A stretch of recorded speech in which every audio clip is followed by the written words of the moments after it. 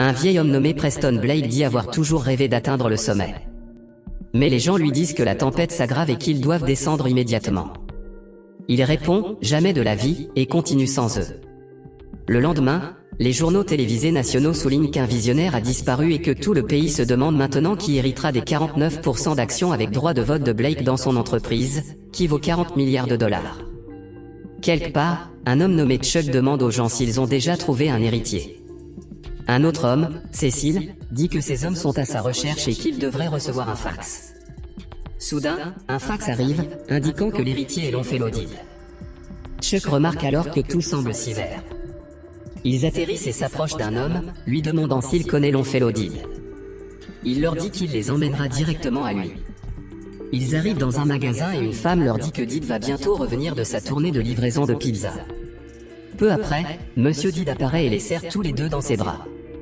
Il lui demande ensuite si le nom Preston Blake a une signification pour lui. Il leur répond que sa mère connaissait une personne du nom de Blake et ils lui disent qu'il s'agit de son oncle, qui est décédé.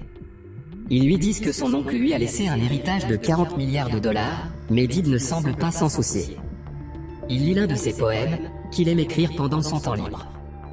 Plus tard, ils lui disent qu'il n'aura plus à livrer de pizza, mais Did ne les écoute pas, il livre les pizzas et aide les gens qu'il croise dans la rue. On lui dit qu'il doit venir signer des documents à New York pour vendre les actions héritées pour 40 milliards de dollars, et Did répond qu'il peut venir, affirmant qu'il sera le premier à quitter cet endroit depuis longtemps. Puis, les gens de toute la ville le saluent. Ils arrivent à la tour de la société et Cécile lui dit qu'il est désormais le célibataire le plus convoité de New York. Mais Did répond qu'il ne veut pas rencontrer une fille simplement parce qu'il est riche, racontant l'histoire de son père qui a sauvé sa mère alors qu'elle tombait sur la glace en patinant, et ajoutant qu'il aimerait rencontrer une fille de la même manière. Derrière eux se trouve Marty. Alors qu'ils entrent, Emilio, le serviteur de Did, le surprend et le rejoint discrètement. Did dit qu'il ne veut pas de serviteur, mais qu'il aimerait être son ami. Le lendemain, il se réveille dans son nouvel appartement. En goûtant un hawaïen punch, Emilio surprend à nouveau Did et remarque qu'il sous-estime son intelligence. Ce soir-là, Marty raconte à Babe le rêve de Did où il sauve une demoiselle en détresse et il se prépare à piéger Did. Soudain, Did apparaît et se comporte comme si Marty était en train de la voler. Did se met à courir, le rattrape, commence à le frapper, avant de courir vers Babe avec son sac. Elle fait semblant d'être étourdie et confuse, et Did lui propose de l'accompagner. Ils se présentent l'un à l'autre en marchant dans la rue, et Babe explique qu'elle est infirmière scolaire. Did la trouve adorable, la trouve gentille et lui demande si elle veut dîner avec lui. Did lui raconte l'histoire de sa vie et comment il livre des pizzas et écrit des cartes poétiques. Un serveur arrive et Did dit avoir vu un couple qui fêtait son anniversaire et qui lui a demandé s'il pouvait leur donner ses 20 000 $, sans toutefois lui dire qu'ils étaient pour eux. Plus tard, un certain Monsieur Simon invite Did à leur table et Did les embrasse tous. Babe se rend aux toilettes des femmes, sort un appareil photo et dit qu'elle veut une augmentation. Le lendemain matin, Emilio surprend à nouveau Did. Did lui demande comment il a fait pour enfiler ce pyjama et Emilio lui répond qu'il l'a changé, ajoutant qu'il a été très gentil. Emilio dit qu'il va appeler sa limousine car aujourd'hui, ils vont aux funérailles de Blake. Pendant que Did va chercher son costume, Chuck dit à Emilio que dès que cet imbécile de elle, Did aura vendu ses actions, il partira avec son gros cul portoricain. Enfin, Did partage un de ses poèmes, que certains trouvent un peu enfantin et d'autres beaux. Plus tard, Emilio remarque que son discours aux funérailles a été apprécié. Did demande à Emilio de lui parler de son oncle et Emilio commence à lui raconter comment Blake était comme un père pour lui, ayant travaillé pour lui pendant 30 ans.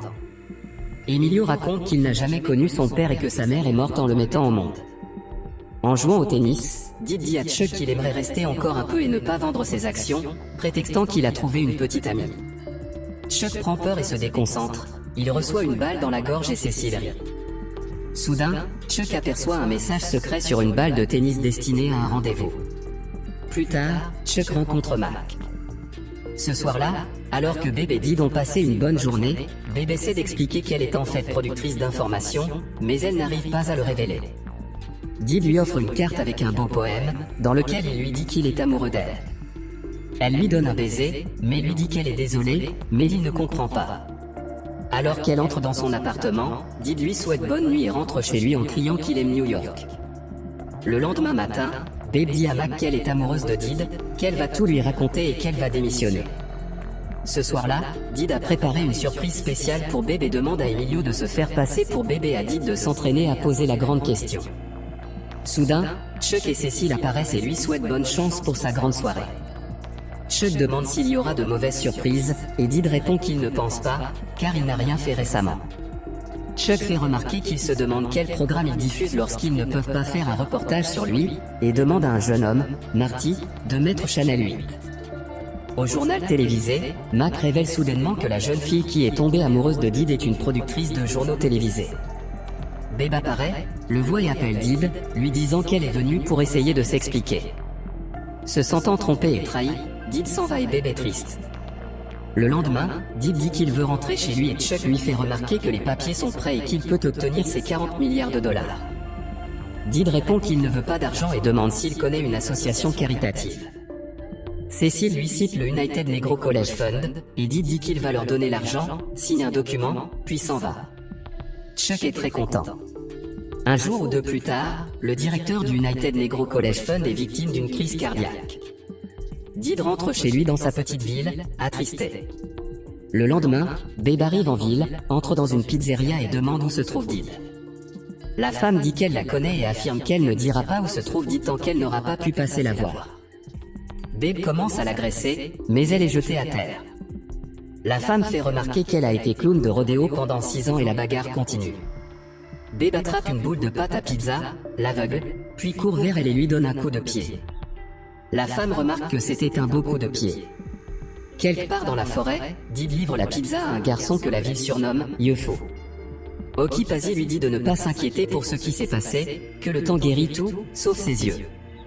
Did le remercie, mais lui dit qu'il ne parlait pas à lui, mais à l'écureuil. Il ajoute cependant qu'il est désolé pour ce que Chuck a fait à l'entreprise de son oncle, la détruisant et licenciant tous ces braves gens. Did lui demande où il a entendu cela et Oki Pazzi répond qu'il regarde toujours la chaîne de la bourse, que Chuck peut se moquer de tous les autres, mais pas de lui. Soudain, Babe traverse la glace et commence à appeler à l'aide. L'entendant, Did arrive immédiatement sur place. Il demande d'abord où sont les caméras, pensant qu'il s'agit d'un trucage, mais lorsque le courant l'entraîne vers le fond, il s'inquiète. Il fait un trou dans la glace et Babe s'agrippe à sa jambe pour remonter. Peu après, Babe dit qu'elle est vraiment désolée pour tout et qu'elle l'aime vraiment. Quelque temps plus tard, Chuck organise une réunion des actionnaires, affirmant que sa proposition de vendre l'entreprise pièce par pièce se traduira par des primes substantielles sur toutes leurs actions, et les gens applaudissent. Conformément à la loi, il doit permettre à tous les actionnaires opposés à la proposition de s'exprimer. Emilio apparaît, effrayant Chuck, et dit que la proposition serait une insulte à un grand homme. Il se tourne vers Chuck et disparaît. Monsieur Did apparaît alors, et Chuck dit qu'il a vendu la totalité de ses 300 millions d'actions et qu'il ne peut pas parler. Did tient dans sa main une action achetée le matin même et s'approche pour parler. Did commence son discours en demandant aux gens s'ils rêvaient vraiment de devenir des investisseurs sauvages quand ils étaient enfants. Il fait remarquer que son rêve était de devenir pompier, car il voulait glisser le long de ces poteaux maléfiques et aider les autres.